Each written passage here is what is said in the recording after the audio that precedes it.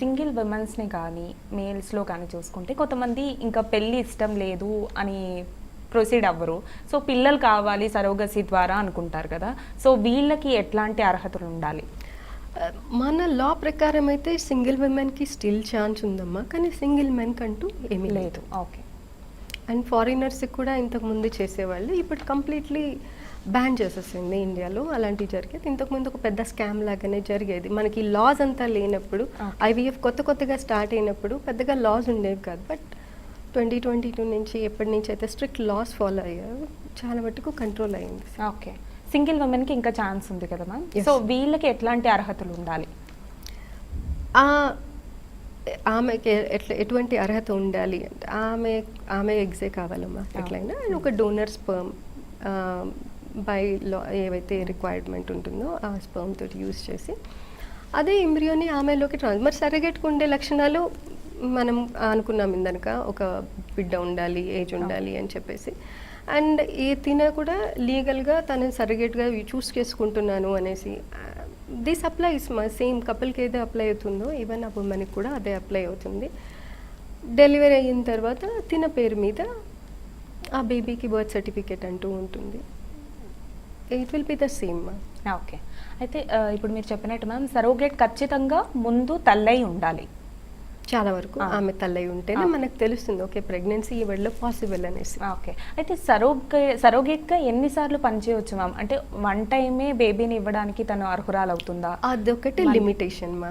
ఇప్పుడు సరోగేట్స్గా మనం ఒక్కసారి మట్టుకే యూజ్ చేసుకోగలం ఒక పర్సన్, మళ్ళీ చేసేదానికి లేదు. ఓకే. సో ఇప్పుడు సరోగేట్ ఎవరైతే ఉన్నారో మ్యామ్, సో వాళ్ళకి వీళ్ళ సరోగసీ నుంచి బిడ్డను పొందాలి అనుకునే పేరెంట్స్ దగ్గర నుంచి వచ్చే ఫలితం ఏదైనా ఉంటుందా? వాళ్ళ నుంచి డబ్బు రూపంగా కానీ ఏదైనా గిఫ్ట్ రూపంగా కానీ ఉండకూడదు అనేది లా ప్రకారం. తన వరకు చేయాల్సింది అంటే తన హెల్త్ బెనిఫిట్స్, హెల్త్ చూసుకుంటూ ఉంటారు, మంచి హాస్పిటల్స్లో చూపించడం, తనకు కావాల్సిన న్యూట్రిషనల్ సప్లిమెంట్స్ కానీ ఫుడ్ అరేంజ్మెంట్స్ ఇలాంటివన్నీ చూసుకుంటారు. ఒక ఇన్సూరెన్స్ ప్రొవైడ్ చేయాలి తప్పనిసరి. That is the benefit also. A health reason వల్ల కూడా తనకి ఏమైనా ప్రాబ్లం వస్తే ఇన్సూరెన్స్ విల్ బి కవర్డ్. ఒక 36 months వరకు ఇన్సూరెన్స్ తప్పనిసరి తీసుకొని ఉండాలి.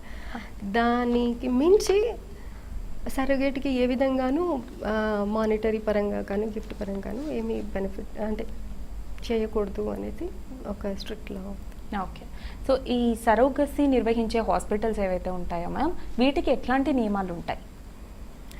సరోగసీ ని కేర్ తీసుకునేది రొటీన్ యాంటీనేటల్ కేర్ అయితే ఉంటుంది, దానిలో లేదు. కానీ సరోగేట్ని మనం ఫాలో చేస్తున్నాము, యాంటీనేటల్ కేర్ ఇస్తున్నాము అనుకున్నప్పుడు వాళ్ళ డాక్యుమెంట్స్ అంతా హాస్పిటల్ దగ్గర పెట్టుకోవాల్సి ఉంటుంది.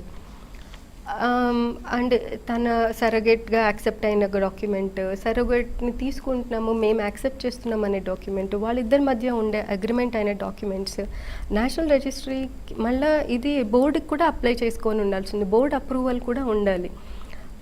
ఆ పర్టికులర్ సెంటర్లో సరోగేట్ని డెలివర్ చేయొచ్చు అనేసి అవన్నీ డాక్యుమెంట్స్ హాస్పిటల్ చూసుకోవాల్సి ఉంటుంది. ఇవన్నీ ఉన్న తర్వాత రొటీన్గా ఏ ప్రెగ్నెన్సీ ఉమెన్ కైనా కూడా మనం చేసే చికిత్స అంతా వాళ్ళందరికీ జరుగుతుంది. డెలివరీ అయిపోయిన తర్వాత ఇమ్మీడియట్గా బేబీని కపుల్కి అందజేస్తారు. తన డెలివరీ అయిన తర్వాత తనకి ఏ రైట్ కూడా ఉండదు సరోగేట్కి ఆ బిడ్డ మీద.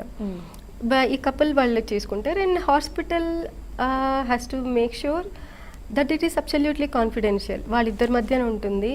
ఆ బిడ్డ వాళ్ళది అన్నట్టుగానే బిహేవ్ చేయాల్సి వస్తుంది. And they have to provide a birth certificate.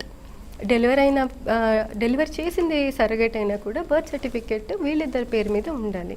వాళ్ళ genetically it is their baby కాబట్టి వాళ్ళ త్రూ వాళ్ళ బర్త్ సర్టిఫికేట్ వాళ్ళ పేరు మీద వచ్చి లాగా చూసే బాధ్యత సరోగేట్ డెలివరీ సెంటర్కి ఉంటుంది, చేయాలి.